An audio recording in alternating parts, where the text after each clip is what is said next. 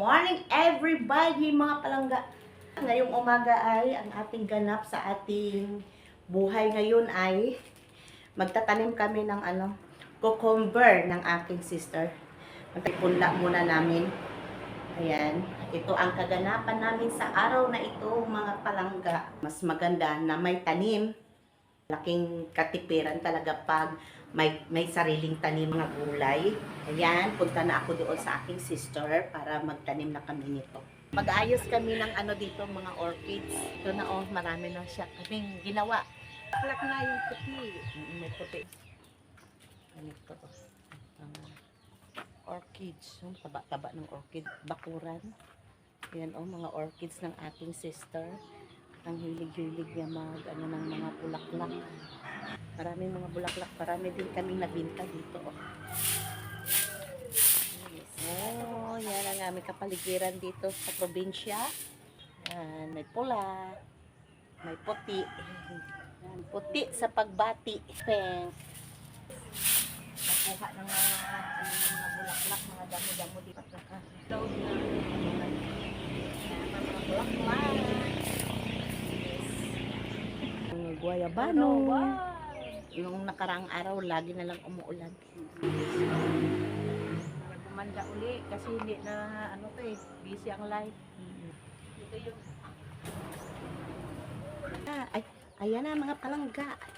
Punta na kami dito para may dala pa kaming saging.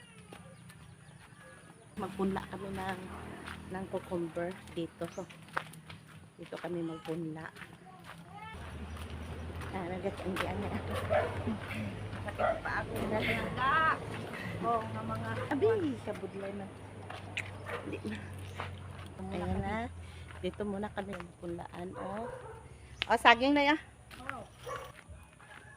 Hindi ang lupa nga ito naman. Pero hindi na puro on dyan. Sa dentri noy. Yung ano ka no? Ganun? Sana kami magpunla. Itamon na walang puno yun. cucumber.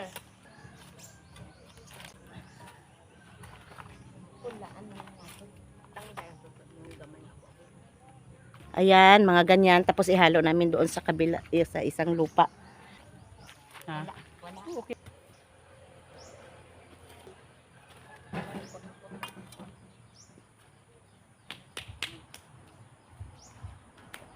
Mahal ngayon ang cucumber, ang mga gulay, kaya kailangan nating magtanim para makalibre.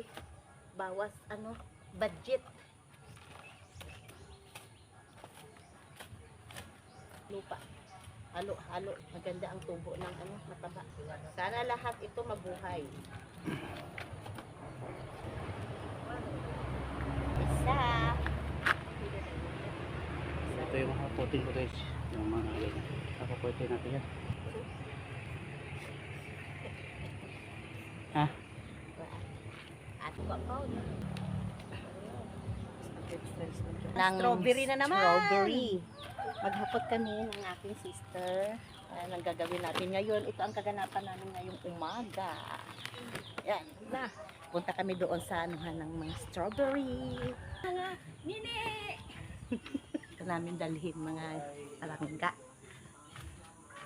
Yan ang aming mga strawberry. Ito amin. Yan ang mga strawberry. Medyo Yan. Dali Oh. mabuko. Madali. Yan ang Yan. sidling ng aban ako. Yan, nagtatanim kami Ubas. dito. Ubas. Grapes. Marami itong mga grapes. Yan. Tsaka ubas. Ito ang bibili ng strawberry grapes. Available Dito sa Here. Sa Ramjil's Barnyard. Yung mga na yun. ubas. Yan ang napunla ng mga Ito. ubas. Deng! Upo muna kami dito. Yan. Dito kami sa banyard. May mansanitas, may cherry. Yan Ito na yung mga bunga ng mga Ayan ang buka. ubas. Yung mga maliit pa. Ito na yung nauna na ubas. Yun. May mga maliit pa. Mga bunga. Paka. linis dito. Yan, marami ditong mga strawberry dito sa gilid-gilid. Ano? Mananghalian na tayo mga palangga. Ito yung aking ulam, oh. Sardinas. Sarap naman itong sardinas. Masaya kahit nag-iisa. Kasi yung anak ko nag-aaral doon sa city. Din yung asawa ko nagtatrabaho din. Minsan lang sila dito umuwi. Pero yung ginagawa ko para hindi ako ma-stress or malungkot, gumagawa talaga ako ng mga video-video sa Reels. Yan ang ginagawa ko para malibang ako. Baka sa pag-YouTube ko, baka makatulong ako sa aking anak sa kanyang pag-aaral. First year college pa lang siya ngayon sa nursing. Naka-stress yung allowance, tuition, mahal talaga ang tuition. Pinapangarap na talaga na maging doktor, kaya lang wala na talaga kaming magastos. Kaya nursing yung pinili niya, pero ganun pa rin, mahal pa rin. Kaya nagsasapalaran ako na sana makaano dito sa YouTube na ito para makatulong din sa aking anak. Ipakita ko sa inyo yung nakuha niyang award. Mga medals.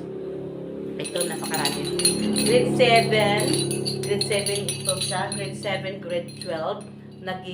Nag-graduate siya ng grade 12. Naging high honor siya. Ito yung mga nakuha niyang na mga ano dito. Pangarap niya na maging doctor someday.